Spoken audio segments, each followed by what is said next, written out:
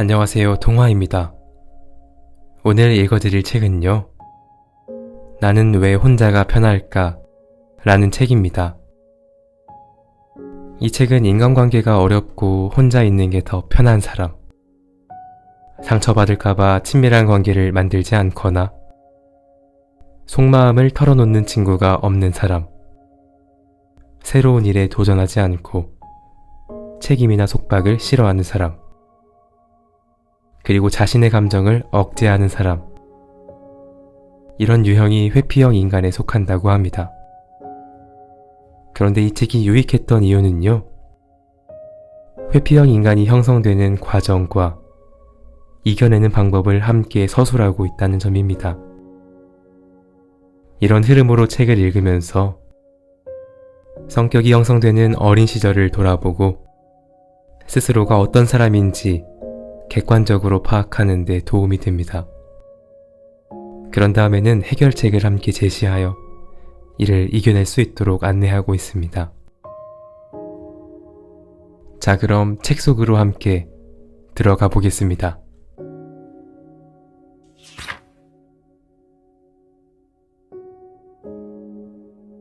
회피형 인간의 최대 특징은 타인과의 친밀한 관계를 원하지 않는다는 점이다.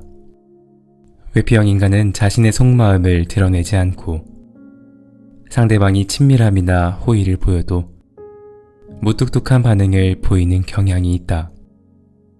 기본적인 성향이 타인과 함께 시간을 보내는 것보다 혼자 뭔가 하는 것을 더 좋아한다. 타인과 함께 시간을 보내는 것에 전혀 흥미가 없는 것은 아니며 마음만 먹으면 잘 지낼 수도 있지만 그러기 위해서는 그만큼의 고통과 노력이 동반되기 때문이다. 이들 중에는 언뜻 보면 자신감이 충만하고 오만한 사람, 혹은 냉혹하고 태연스럽게 타인의 공을 착취하는 사람도 있다. 하지만 겉모습은 정반대일지라도 친밀한 관계나 지속적인 관계를 피한다는 점에서는 같다. 즉, 회피형 인간의 본질은 불안감이 강하다거나 소극적이다거나 하는 데 있지 않다. 친밀한 신뢰관계와 그에 따른 지속적인 책임을 피하는 것, 이것이 핵심적인 특징이다.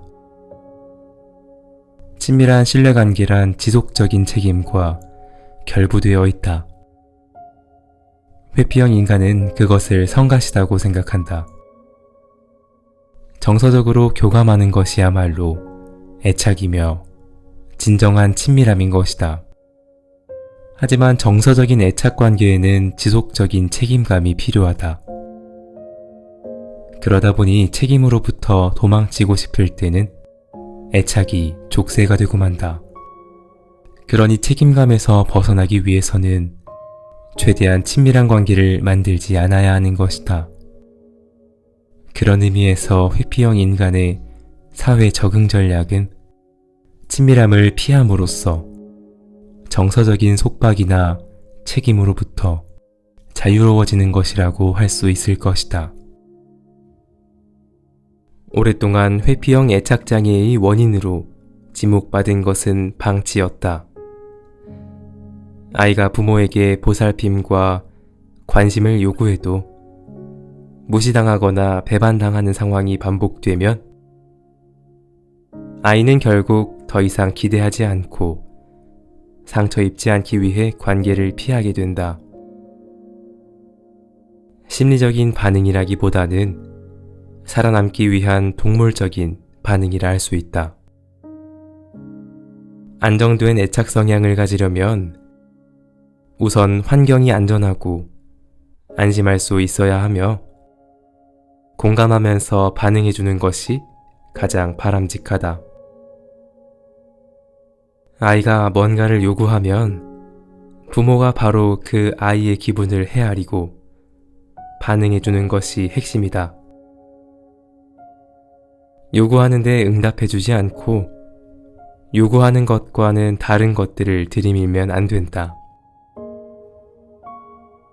반응과 공감은 아이에게 자신의 감정이나 의도를 거울처럼 비춰주는 요소이다.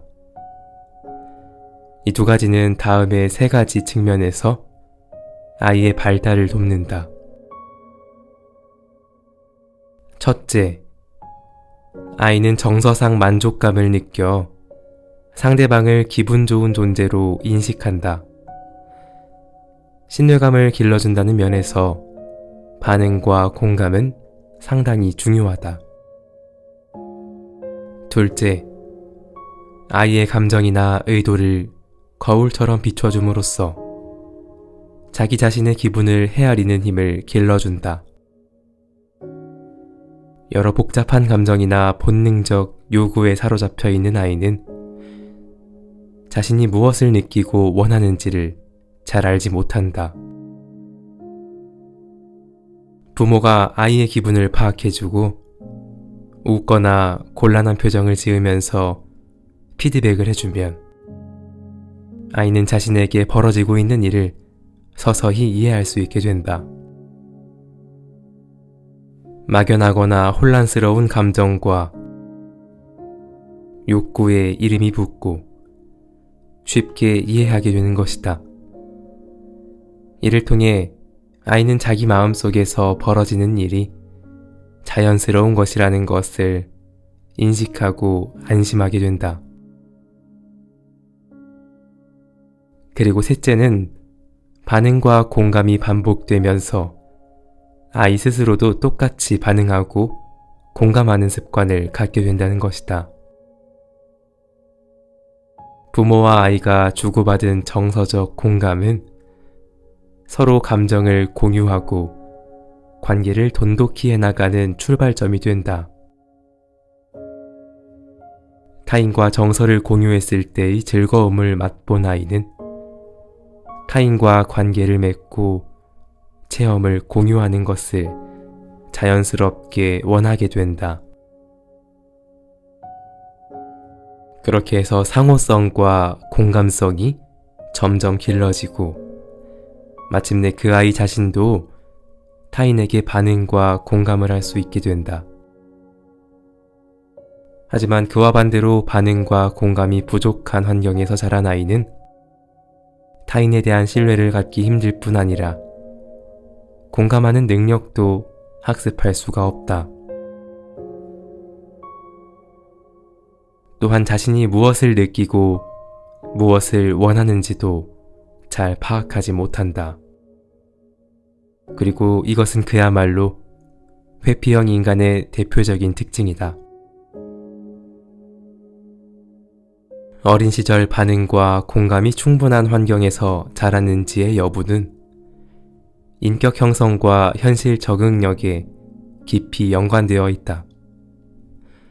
이렇게 중요한 요소임에도 불구하고 사실 현실에서는 적지 않은 수의 부모가 자신의 아이에게 반응과 공감을 잘 하지 못한다. 부모 스스로는 아이에게 평범하게 대응했다고 생각하지만 실제로는 공감이 없는 반응만 되돌려주는 경우도 많다.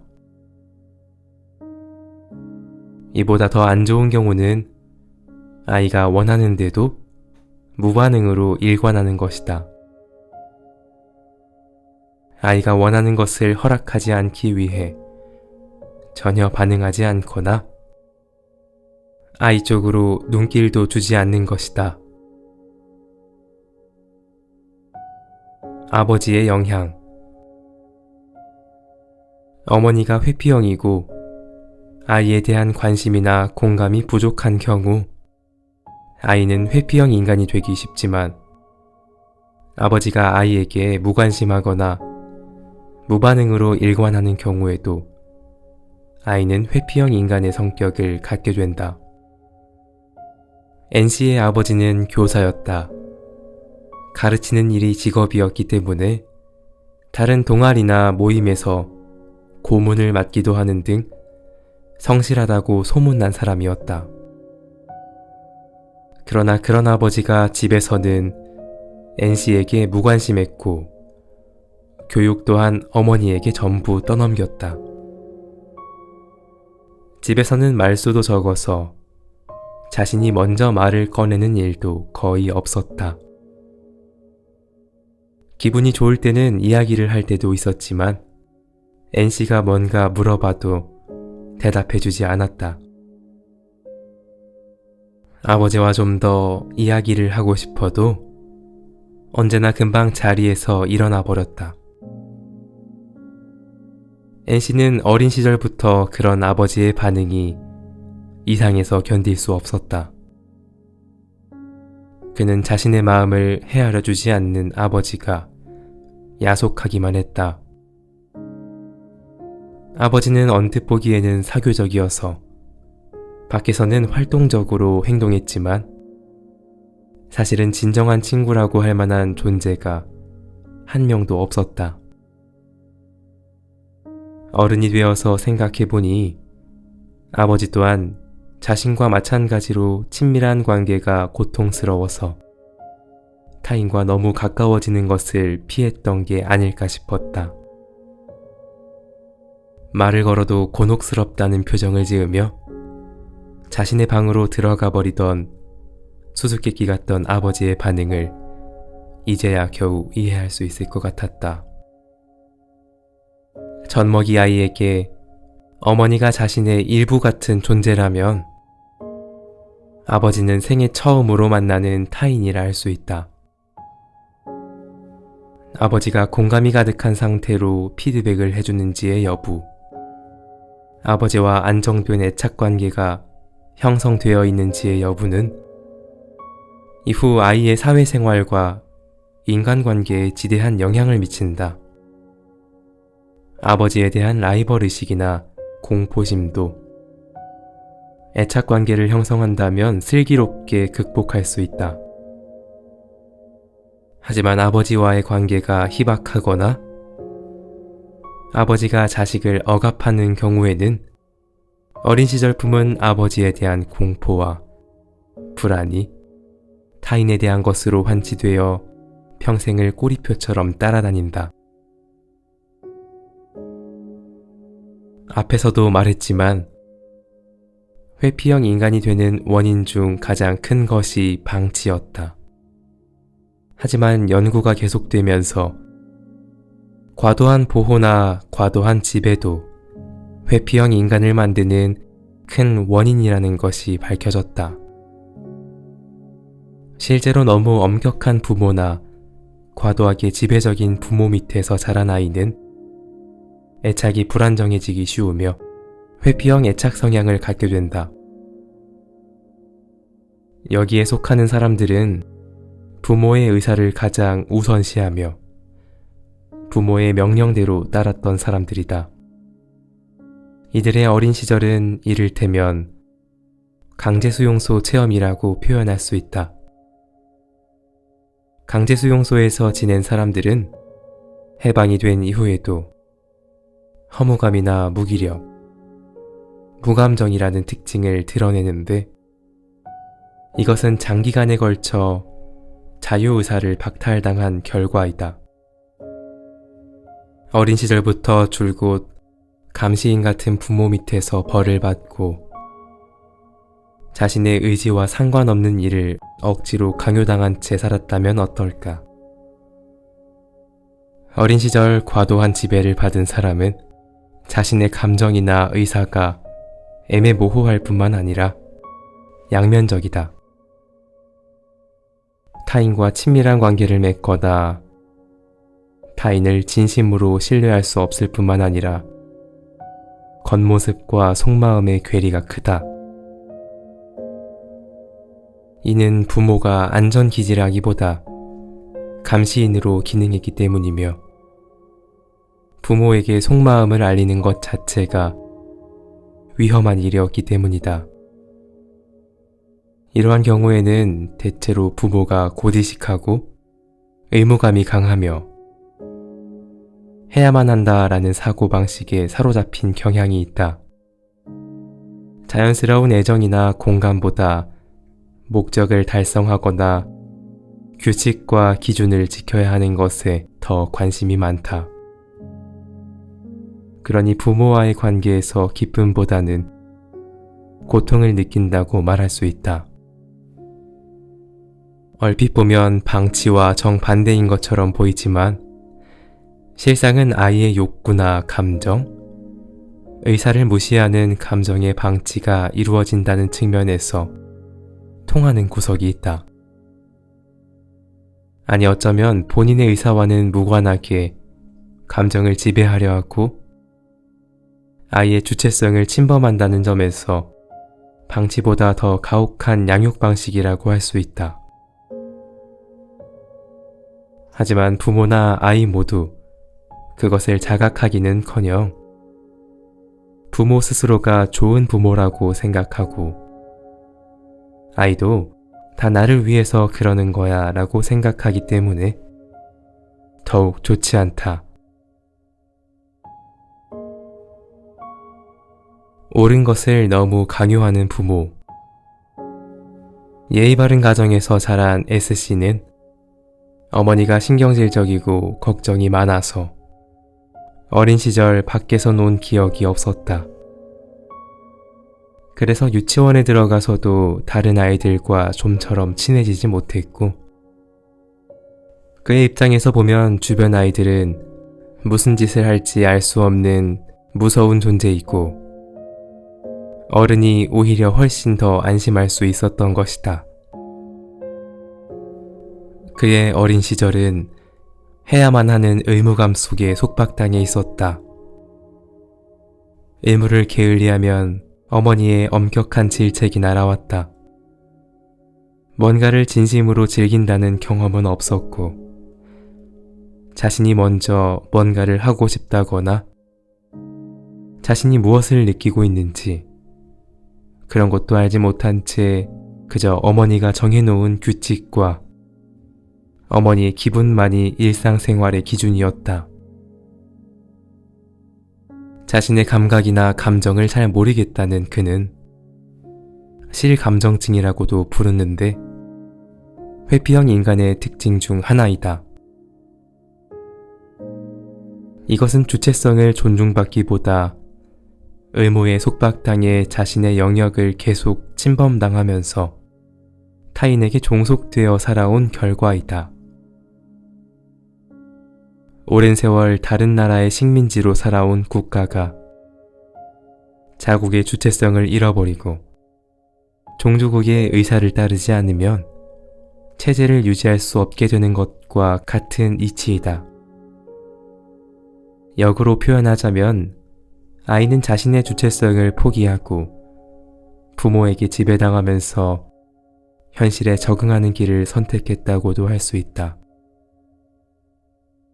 부모의 지배에 저항하며 싸우는 것은 싸우지 않는 길을 선택하는 것보다 큰 대가가 필요하다. 그래서 그는 싸우지 않는 길을 선택했다. 신경질적이고 불안감이 강하며 몸도 약한 그는 현실적으로 그 길을 선택할 수밖에 없었던 것이다. 싸우지 않음에 따라 그는 집에서도 학교에서도 착한 아이, 우등생으로 행동했고 실제 성적도 좋았다. 인류 대학에 진학하고 대기업에 취직할 수도 있었다. 하지만 그와 동시에 그는 주체적인 삶의 방식도 잃어버렸다.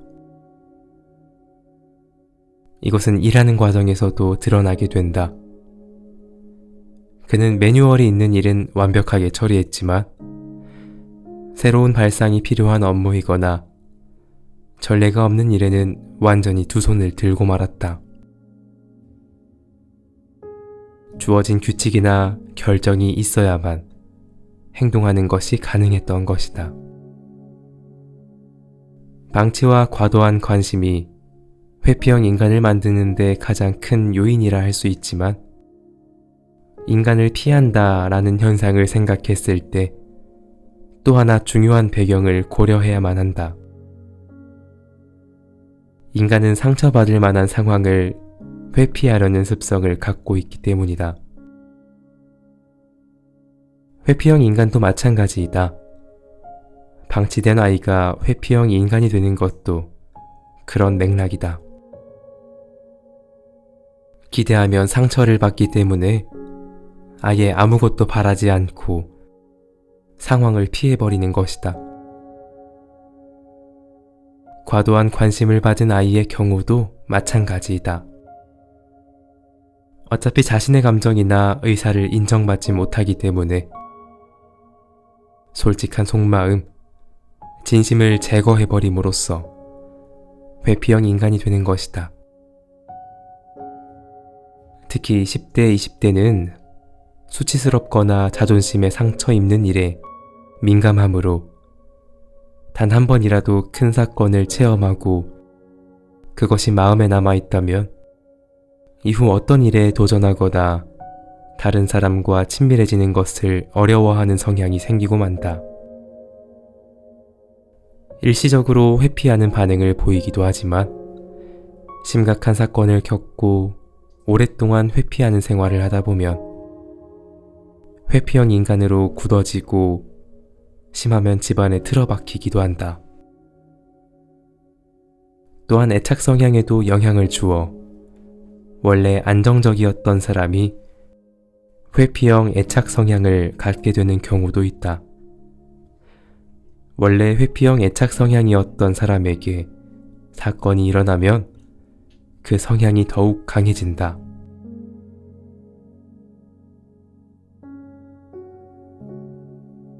트라우마 때문에 회피형 인간이 되는 전형적인 상황 중 하나는 부모가 난폭한 경우를 들 수 있다.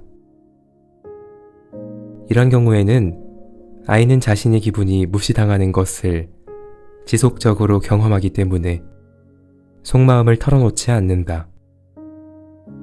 솔직하게 말하는 것 자체가 허용되지 않는 상황에 지속적으로 노출되어 있었기 때문에 그럴 수밖에 없는 것이다.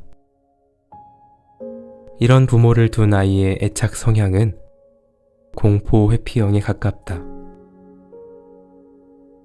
누군가의 손길을 원하면서도 그 누군가를 순순히 믿을 수 없어서 사회에 부적응하거나 고통스러운 삶을 살게 되는 것이다.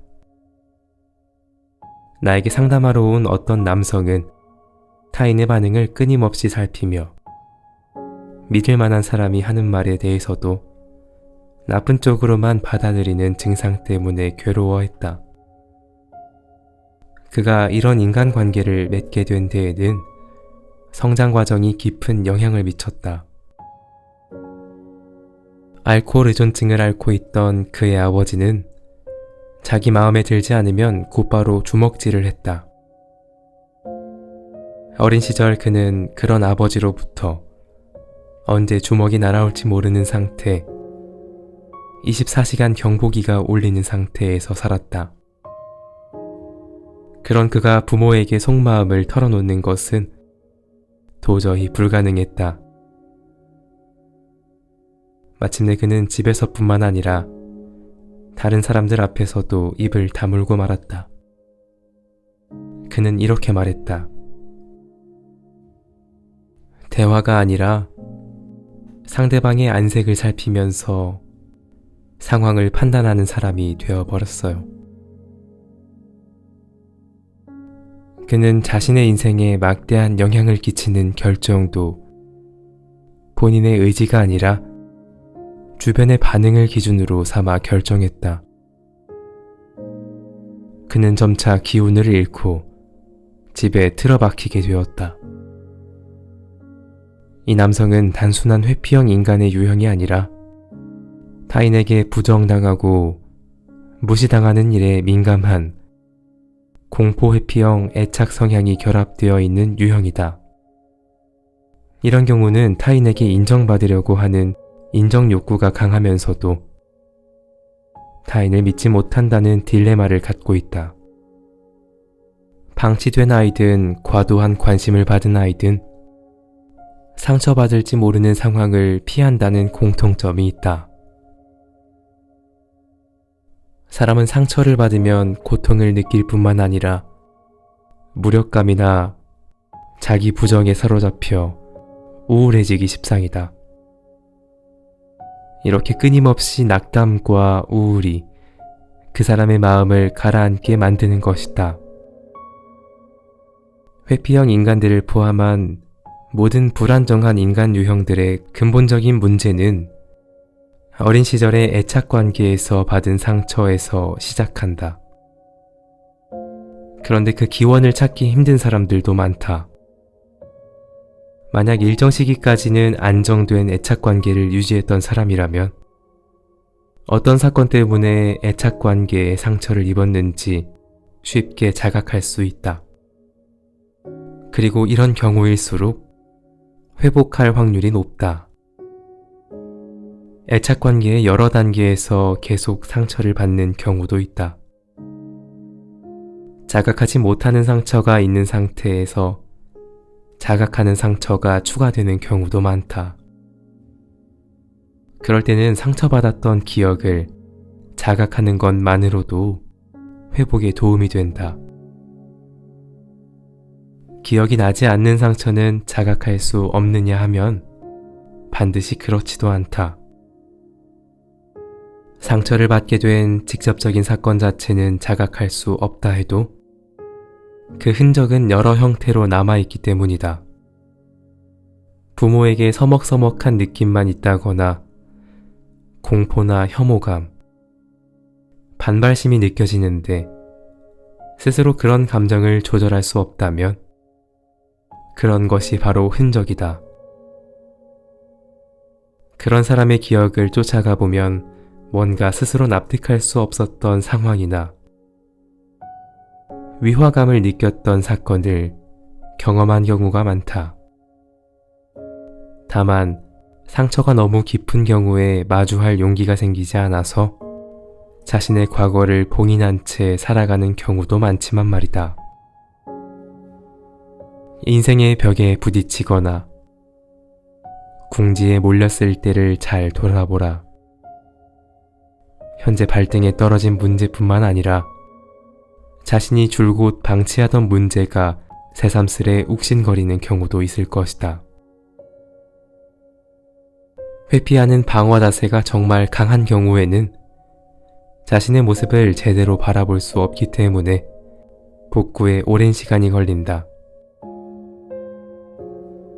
그런 경우에는 복구의 과정이 무의식적으로 진행되어 이미 상처를 극복한 이후에 자신의 상태를 자각하는 경우도 있다. 이렇게 회피하는 습관에서 벗어나는 결정적인 열쇠는 도망치지 않고 성가신 일에도 자신이 먼저 뛰어드는 적극적인 자세를 갖는 것이다. 그리고 거기에서 벌어지는 일은 자신의 책임으로 받아들이고 자신의 인생을 자신의 의지와 결단으로 살아가려고 각오를 다지는 것이다. 이것은 앞서 이야기했듯이 주체성을 되찾는 일이기도 하다. 이것을 위해서 첫 단계로 해야 할 일은 자신의 마음이나 생각을 말로 표현하는 작업이다. 자신이 무엇을 바라고 있는지 명확하게 표현하는 작업이 중요하다. 또한 다른 사람과 인연을 맺는 일에는 번민이 동반된다. 다른 사람과 관계를 분명히 하려면 자신이 누구인지 밝혀야만 하고 책임이나 실패의 위험 부담도 생겨난다. 그러니 관계를 맺지 않고 살아가는 게 더 편하고 안전한 삶의 방식이라고 생각할지도 모른다. 하지만 어디에도 뿌리를 내리지 못한 채 어느 경우에도 속마음을 드러내지 않고 책임이나 위험 부담도 회피하며 살아가는 것만큼 공허한 삶은 없다. 위험을 피하려고 힘들게 찾아온 기회를 포기하거나 인생의 가능성을 좁혀버린다면 그것으로 정말 위험을 피했다고 할 수 있을까? 정말 필요한 것은 불안이나 공포로부터 도망치는 게 아니라 그것들 앞에 과감히 자신을 드러내고 맞서는 게 아닐까? 불안이나 공포를 안고 살아가는 것이 삶이라고 한다면 그것으로부터 도망치려 하는 것은 자신의 인생으로부터 도망치는 것과 같다. 인간은 언제나 죽는다. 누구도 피할 수 없는 사실이다. 계속 도망쳐봤자 마지막 순간에는 죽음이 쫓아와 당신을 집어삼킨다. 스스로 관 속에 집어넣지 않더라도 언젠가는 죽음이 찾아오고 관 속에 들어가게 된다. 마지막은 모두 똑같다. 죽으면 불에 타 재가 된다. 도망쳐도 소용없다. 그것은 우리가 선택할 수 있는 게 아니다. 마지막은 파멸과 절망으로 끝날 수밖에 없는 것이다. 어떠한 도전도 결과라는 관점에서만 보면 마지막은 실패다. 이것은 불변의 진리이다. 우리는 그 결과를 선택할 수 없다. 우리가 선택할 수 있는 것은 지금 이 시간을 어떻게 살아갈 것인가 하는 것뿐이다. 도망치며 살 것인가? 불안이나 공포와 맞서며 살 것인가? 상처받는 것을 피하려고 자신의 인생으로부터 계속 도망칠 수도 있고, 도망치는 것을 그만두고 상처받는 것을 두려워하지 않고 맞서며 살 수도 있다. 어떤 것을 선택할지는 당신 자신의 몫이다. 결과는 실패라 하더라도 도전할 자유가 있는 것이다. 실패라는 결과에만 사로잡혀 살 것인가? 아니면 그것으로부터 자유로워져서 가능성이라는 과정을 음미하며 살아갈 것인가? 결국 인생은 결과에 의미가 있지 않다. 그 묘미는 과정에 있다. 도전에 있는 것이다. 그것을 피하면 인생이라는 과일을 맛보지 못한 채 썩히는 것이나 마찬가지이다. 과일은 어차피 썩게 마련이다. 그러니 썩기 전에 먹는 게 무슨 문제랴.